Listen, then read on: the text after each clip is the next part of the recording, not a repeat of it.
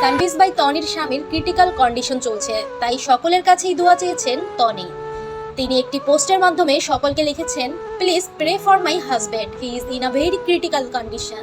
এছাড়াও তিনি আরেক পোস্টে সকলকে উদ্দেশ্য করে লিখেছেন, অনেকেই আমাকে নিয়ে স্নেহ বা ভালোবাসা থেকেই একটা প্রশ্ন করেন, ডাক্তার যেহেতু বলছে সম্ভাবনা নেই, জ্ঞান যদি নাই ফিরে তুমি কতদিন কন্টিনিউ করবা।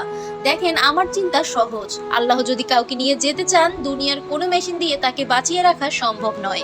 শুধুমাত্র আয়ু থাকলেই একজন বেঁচে থাকবেন।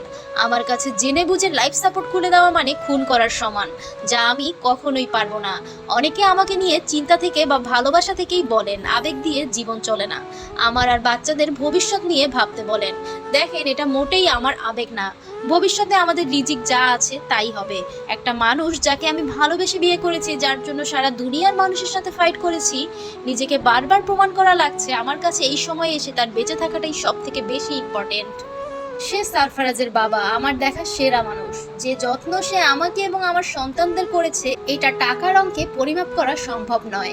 আমি পরিশ্রমী, আত্মবিশ্বাসী। টাকা জীবনে অনেক ইনকাম করব, কিন্তু আমি যদি আমার হাজবেন্ডের জন্য বেস্টটা না করতে পারি, সারা জীবন রিগ্রেটে মারা যাব। তাই আল্লাহ তাআলা তাকে যতদিন বাঁচিয়ে রাখেন, আমি আমার শেষটুকু দিয়ে চেষ্টা করে যাব ইনশাআল্লাহ।